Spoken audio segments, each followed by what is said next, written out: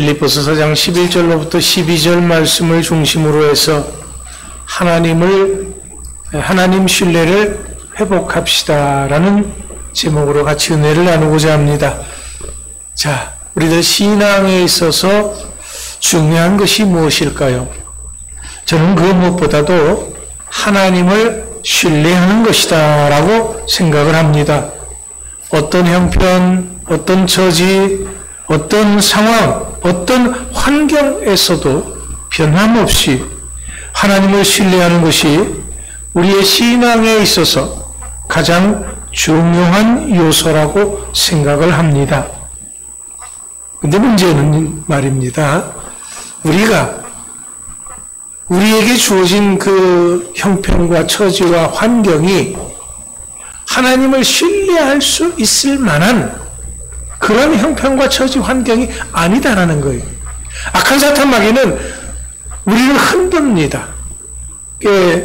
목을 비틀고 흔들어서 너 이래도 하나님을 신뢰할 거야? 라는 그런 상황에다 우리를 쳐박아 놓는다라는 겁니다.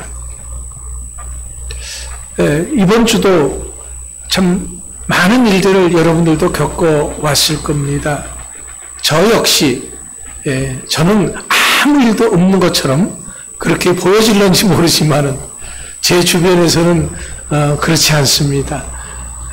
들려지는 소식들이 참 억장이 무너지는 소식들이 이쪽 저쪽에서 들려집니다. 참 이런 상황 속에서도 하나님을 믿고 바라본다고 하는 것, 이거 정말 중요한 일입니다. 그렇다면 우리가 왜 이렇게 하나님을 신뢰해야 하는 것입니까? 그 이유를 요한복음 11장 40절에서는 이렇게 말씀하고 있습니다. 내 말이 네가 믿으면 하나님의 영광을 보리라 하지 아니하였느냐? 그렇습니다. 우리가 하나님을 신뢰할 때, 하나님을 믿을 때 하나님의 영광을 보게 되기 때문에 그렇습니다. 자, 그렇다면 이제 우리 자신에게 이런 질문을 던져봐야 할 것입니다. 그렇다면 지금 나는 어떤 상황, 어떤 처지, 어떤 형편, 어떤 환경에서도 하나님을 신뢰하고 있습니까? 그것도 하나님을 온전히 신뢰하고 있습니까? 이런 나의 믿음은 하나님의 영광을 보기 위해서 전혀 부족함이 없는 그런 믿음입니까? 예. 우리는 하나님을 믿되 한결같이 하나님을 믿어야 합니다. 우리 믿음의 사람들에게 있어서는 중요한 것이 환경이, 상황이 문제가 아닙니다. 믿음의 문제입니다. 항상 하나님은 나에게 있어서 가장 좋은 때 찾아오셔서 가장 좋은 것을 주신다고 하는 그런 믿음이 필요합니다. 지금 나는 어떤 상황에 있습니까? 나로서는 아무것도 할 수 없는 상황이기 때문에 하나님만을 기다리며 하나님만을 바라보는 그런 상황입니까? 그렇다면 지금 이렇게 기다리더라도 하나님을 바라보더라도 하나님이 나를 도우실 것이라고 하는 확신을 가지고 있습니까? 아니면은 아무런 일도 일어나지 않을 것이다라고 하는 의구심이 듭니까? 만약 확신이 없고 의구심이 든다고 한다 그러면은 이건 누구의 생각입니까? 하나님이 주신 생각입니까? 아니면 나의 생각입니까? 이건 분명 하나님이 주신 생각이 아니고 나의 생각일 것입니다. 그렇다면 이런 나의 생각은 무엇에 근거한 것입니까? 지금 내가 처한 현실에 근거한 나의 감정과 나의 생각입니다. 그렇다면 이것은 결코 하나님의 말씀의 약속에 근거한 것은 아닙니다. 우리가 삶을 살다 보면은, 우리가 신앙생활을 하다 보면은 누구든지 이런 때를 만날 수 있습니다. 우리는 이럴 때 하나님 앞에 나아가 솔직하게, 하나님, 왜 나를 지금 이런 상황에다 데려다 놓았습니까?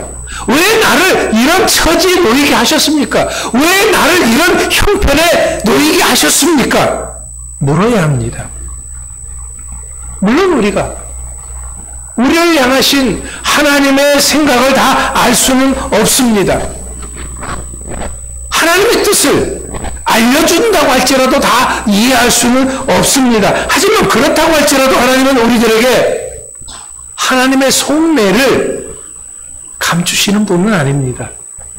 우리가 사람들과 살아가다 보면은 그 사람의 속내를 모를 때가 있습니다. 겉으로는 잘 대하는데 속에 어떤 마음을 가지고 있는지 모릅니다. 그러나 우리 하나님은 우리들에게 속내를 감추시는 분이 아니라 이미 다 속내를 다 보여주셨습니다. 그것이 바로 성경입니다. 성경책을 통해서 우리를 향하신 하나님의 생각이 어떠하신지 또 어떻게 역사하시는지를 알려주셨습니다. 예레미야 선지자를 통해서도 이런 말씀을 하셨습니다. 예레미야가 3장 32절 33절 말씀에 보면은 이렇게 나와 있습니다. 그가 비록 근심하게 하시나 그의 풍부한 인자하심을 따라 긍휼히 여기실 것임이라. 주께서 인생으로 고생하게 하시며 근심하게 하심이 본심이 아니시로다. 네, 이것이 바로 우리들을 향하신 하나님의 속내입니다. 우리 인생들로 하여금 근심하게 하고 우리 고생하게 하는 것, 이것이 하나님이 본심이 아니시다라는 거예요. 하나님의 마음이 이러함에도 불구하고 우리가 출애굽기서를 읽다가 보면은 지금 우리의 삶이 이스라엘 백성들과 조금 더 다르지 않다는 것을 발견하게 됩니다. 하나님께서는 애굽에서 종살이하던 이스라엘 백성들을 해방시켜 주셨습니다. 이런 그들이 하나님께 감사하는 해방 당시 잠깐뿐이었습니다. 그들은 분명히 하나님께서 애굽에서 10가지 재앙을 나타내는 것을 두 눈으로 똑똑히 목격했습니다. 왜냐하면 그때 그들도 그 안에 있었기 때문에 그렇습니다. 그럼에도 불구하고 이어지는 삶 속에서 조그마한 어려움이 닥칠 때면은 그들은 그것을 너무나도 쉽게 잊어먹었습니다. 그들을 은혜에서 해방시켜준 하나님의 은혜를 잊어버리고 불평하고 원망했습니다. 사실 이렇게 이들이 불평하고 원망하는 그 시간에도 하나님은 낮에는 불기둥으로 밤에는 구름기둥으로 밤에는 불기둥으로 낮에는 구름기둥으로 그들을 인도하고 계셨습니다. 그럼에도 불구하고 출애굽기 14장 11절로부터 12절 말씀에 이렇게 말합니다. 그들이 또 모세에게 이르되 애굽에 매장지가 없어서 당신이 우리를 이끌어내어 이 광야에서 죽게 하려느냐? 어찌하여 당신이 우리를 애굽에서 이끌어내어 우리에게 이같이 하느냐? 우리가 애굽에서 당신에게 이른 말이 이것이 아니냐? 이르기를 우리를 내버려 두라. 우리가 애굽 사람을 섬길 것이라 하지 아니하더냐? 애굽 사람을 섬기는 것이 광야에서 죽는 것보다 낫겠노라. 하나님은, 우리 하나님은 인내의 달인이십니다. 그래서 아직 어린아이 같은 이 백성들에게 이런 말을 듣고서도 참으셨습니다. 그리고 하나님이 진정 믿고 의지할 분이심을 친히 그들에게 다시 한번 보여주셨습니다. 그렇게 하면은 깨달을 줄 알았습니다. 그렇게 하면은 하나님을 믿고 의지할 줄 알았기 때문입니다. 그런데 이들을 보세요. 잠시 먹을 것이 떨어졌을 때 이들이 말한 것을 들어보세요. 출애굽기 16장 2절 3절 말씀입니다. 이스라엘 자손 온 회중이 그 광야에서 모세와 아론을 원망하여 이스라엘 자손이 그들에게 이르되 우리가 애굽 땅에서 고기 가마 곁에 앉아 있을 때와 떡을 배불리 먹던 때 여호와의 손에 죽었더라면 좋았을 것을 너희가 이 광야로 우리를 인도하여 내어 이 온 회중이 줄여 죽게 하는도다. 물론 여기서도 하나님은 기꺼이 참으셨습니다. 그리고 하나님이 모든 것을 주관하심을 보여주셨습니다. 하나님이 모든 것의 주인이심을 친히 증명해 주셨어요. 죽겠다고 난리치는 이들에게 먹을 것을 주시고 마실 물도 주셨습니다. 자, 지금 이렇게 지지고 볶고 난리치는 이스라엘 백성들은 어떤 사람입니까? 앞서도 말씀드렸듯이 그들은 분명 애굽에서 10가지 놀라운 기적을 본 사람들입니다. 그때는 막강한 군사력을 가진 애굽의 바로도 꼼짝하지 못했습니다. 그들은 홍해가 갈라지는 기적을 체험을 했습니다. 지금도 날마다 하늘에서 내려주시는 만나와 메추라기를 먹고 있습니다. 매일같이 구름 기둥, 불 기둥이 그들을 인도하고 있습니다. 반석에서 갈라져서 솟아나는 샘물을 마시기도 했습니다. 쓴 물이 단물로 변하는 기적도 체험을 했던 사람들입니다. 자, 어떻습니까? 이만하면은 하나님이 어떤 분이라는 것을 믿지 않았을까요? 하나님을 믿고 신뢰한 분이라고 할 수 있다고 깨닫지 않았을까요? 그런 게 아니었습니다. 놀라울 정도로 이스라엘 백성들은 완악했습니다.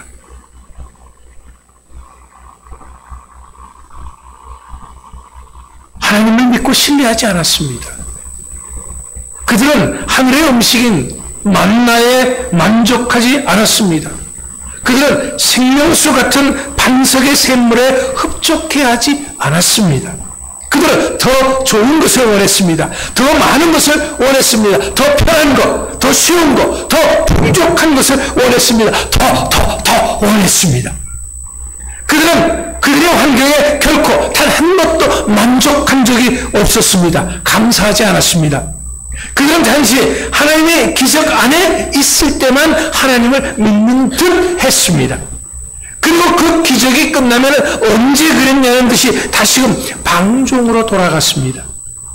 사실 여전히 하나님께서 베푸시는 기적 속에 살고 있으면서도 말입니다. 그렇다면 이것은 무엇을 의미하는 것입니까? 그들은 최고의 환경에서만 잠시 하나님을 신뢰하는 듯 했다는 것입니다. 그렇기 때문에 이것은 결코 우리들이 가져야 할 믿음이 아닌 것입니다. 여러분, 이스라엘 백성들에게 있어서 왜 40년의 광야 생활이 필요했던 것일까요? 애굽에서 가나안 땅까지는 단 열흘이면 충분히 갈 수 있는 그 길을 그들은 왜 40년이라고 하는 그 긴 시간을 돌고 돌아서 가야 했나요? 바로 여기에 해답이 있습니다. 그것은 그들이 어떤 상황 속에서도 하나님의 함께 하심을 믿고 신뢰하지 못했기 때문에 그렇습니다. 그러니까 그들의 광야 40년은 언제 어디서나 하나님이 함께 하심을 믿지 못한 징벌이었던 것입니다. 그렇다면 이제 우리는 분명히 알아야 합니다. 이스라엘의 수많은 사람들이 약속의 땅으로의 여정을 함께 시작했습니다. 하지만 그들 모두가 다 약속의 땅에 들어간 것은 아니었습니다.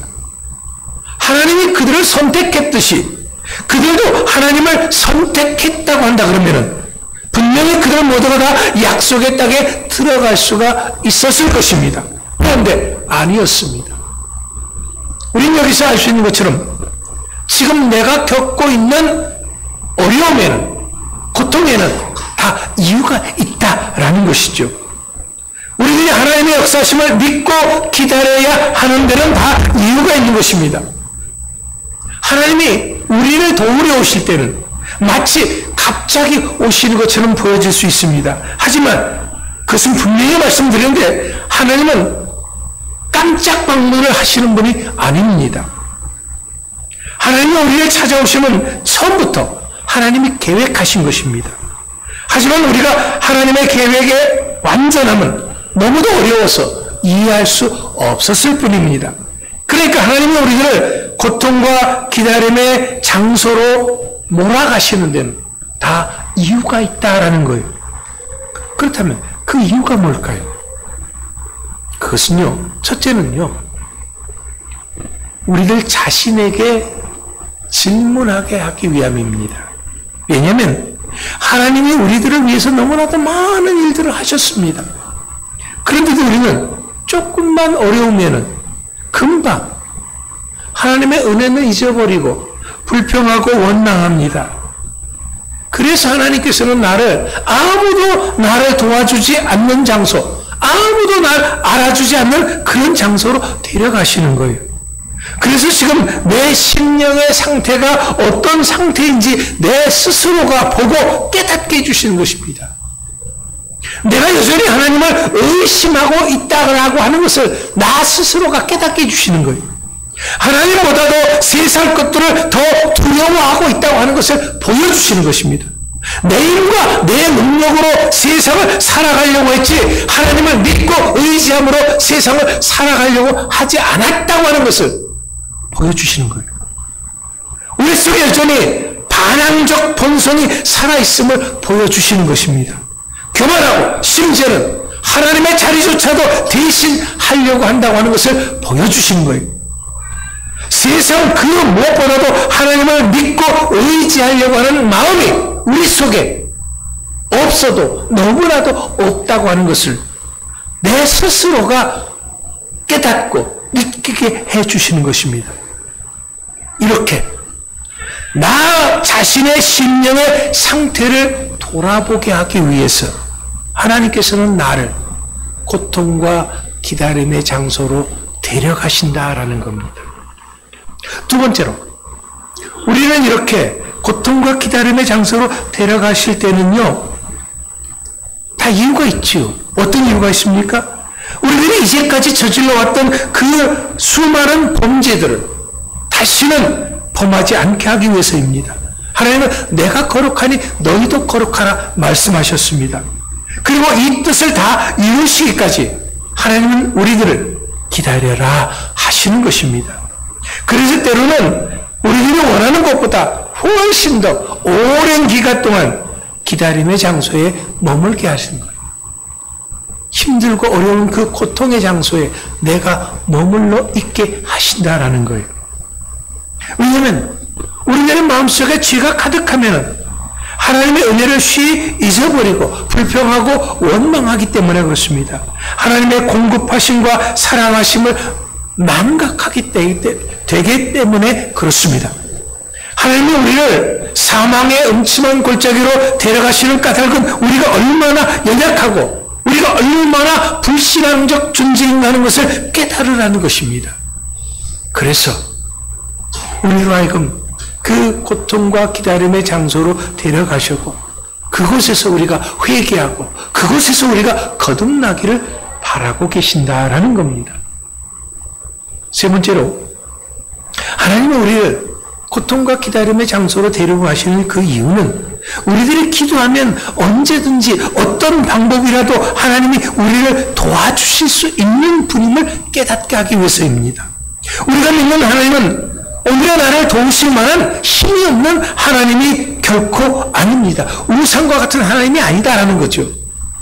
우상은 어떤 존재입니까? 눈이 있어도 보지 못하고 귀가 있어도 듣지 못하고 입이 있어도 말하지 못하고 손이 있어도 움직이지 못합니다. 발이 있어도 걷지 못하는 존재가 우상입니다. 우상은 분명히 우리 눈으로 볼 수 있지만 우리를 위해서 아무것도 해줄 수 없는 존재다라는 거죠. 하지만 우리 하나님은 전지전능하신 하나님이십니다. 오늘 내가 처한 모든 현실을 세밀하게 살펴보시고 계시며 다 아시는 하나님이십니다. 하나님은 능히 어려움에 처한 우리를 도와주실 수 있는 힘이 있는 권능의 하나님이십니다. 지금도 살아 역사하시는 창조주 하나님이십니다. 그렇기 때문에 우리를 고통과 기다림의 장소로 데리고 가셔서 지금 내 형편과 처지를 충분히 변화시킬 수 있는 하나님이심을 깨닫게 하기 위함인 것입니다. 내가 그래서 기도하라라는 거죠. 너 이래도 기도하지 않을래? 내가 너를 이렇게 도와주려고 기다리고 있는데 너 기도하지 않을래? 우리가 편안하면은요, 기도하지 않아요. 우리가 잘 나가면 기도하지 않아요. 우리가 승승장구하면은 기도하지 않아요. 근데 우리가 눈물 골짜기를 걸어갈 때 우리는 자연스럽게 기도가 터져 나온다라는 거예요. 하나님께서는 내가 하나님 앞에 드리는 기도를 기뻐하실 하나님입니다.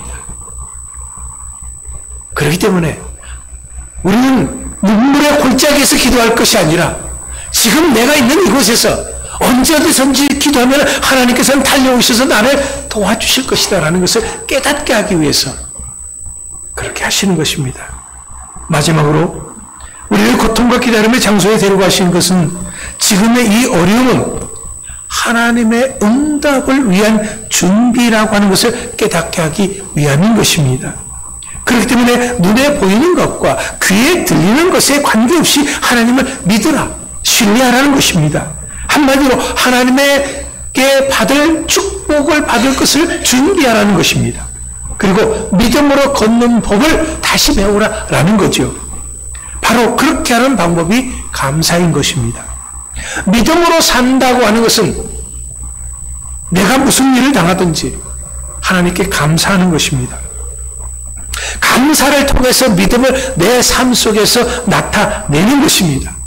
이것이 바로 응답받을 준비를 하는 것입니다. 축복받을 준비를 하는 것입니다. 그래서 사도 바울은 오늘 본문인 빌립보서 4장 11절부터 12절 말씀에서 이렇게 고백합니다.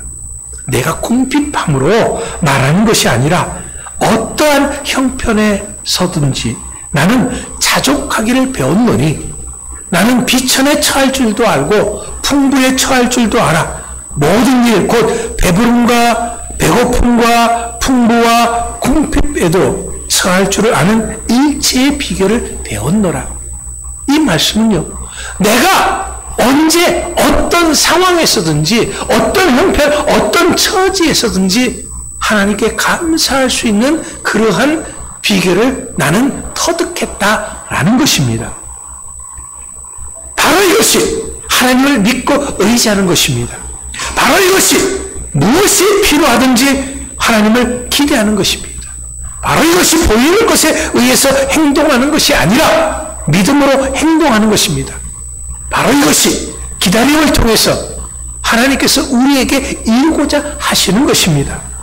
사랑하는 성도 여러분, 하나님을 기다리는 그 시간은 결코 낭비가 아닙니다. 왜냐하면 우리들이 상상하는 것 그 이상의 것을 하나님이 친히 준비하고 계시기 때문입니다.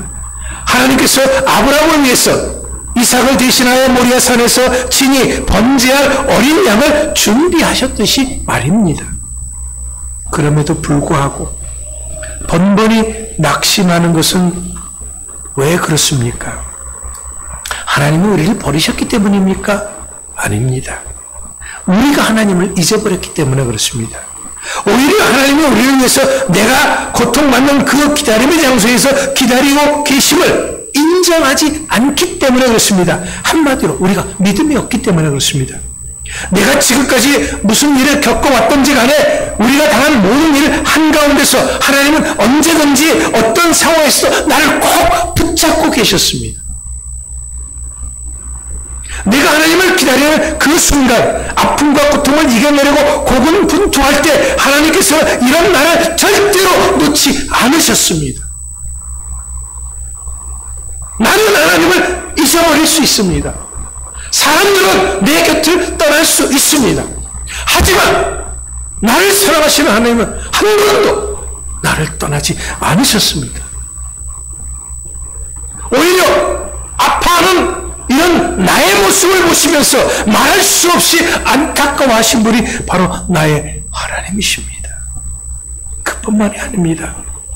악한 사탄 마귀가 우는 사자같이 돌아다니며 삼킬 자를 찾는 그 순간에도 하나님은 친히 나를 침상길 동안도 놓치지 않고 지키고 계셨습니다. 졸지도 주무시지도 않고 나를 지켜주십니다. 그렇기 때문에 하나님께서 나를 도와주실 것입니다. 내가 하나님의 말씀을 이해하지 못하고 원망하는 그때도 하나님은 나를 결코 떠나지 않으셨습니다. 내가 하나님의 말씀을 굳게 믿고 의지하는 담대한 믿음의 사람이 되기를 기대하면서 기다리셨습니다. 내가 아니라 하나님께서 모든 것을 합력하여 선을 이룰 수 있도록 만반의 준비를 하고 계셨습니다. 그렇기 때문에 내가 하나님의 역사하심을 기다리는 그 장소는 결코 헛된 곳이 아닙니다. 나를 위한 가장 아름답고 멋지고 좋은 장소인 것입니다. 이제부터라도 하나님이 나에게 가장 좋은 것을 주시는 분이심을 믿을 때 내 영혼에 힘을 얻을 것입니다. 하늘을 향해 비상할 것입니다. 독수리가 날개치며 하늘을 향해 올라감 같을 것입니다. 사랑하는 성도 여러분, 우리 인생의 가장 놀라운 일들이 어디에서 일어납니까? 여기 지금 내가 하나님을 기다리는 바로 이곳에서 일어날 것입니다. 그렇다면 이제는 마음 졸이지 말고 감사함으로 기다리고 또 기다리는 여러분들이 되시길 바랍니다. 지금 이런 우리에게 가장 필요한 것은 다른 것이 아닙니다. 바로 하나님을 향한 신뢰를 회복하는 것입니다. 그 어느 때보다도 하나님을 신뢰하고 하나님을 향한 확신을 분명하게 가질 수 있는 여러분들 되시기 바랍니다. 2025년도에는 나를 위해서 하나님이 친히 예비하신 그 놀라운 축복들을 받아 누릴 수 있는 축복의 주인공이 바로 여러분들이 다 될 수 있기를 간절히 축원합니다. 기도합니다.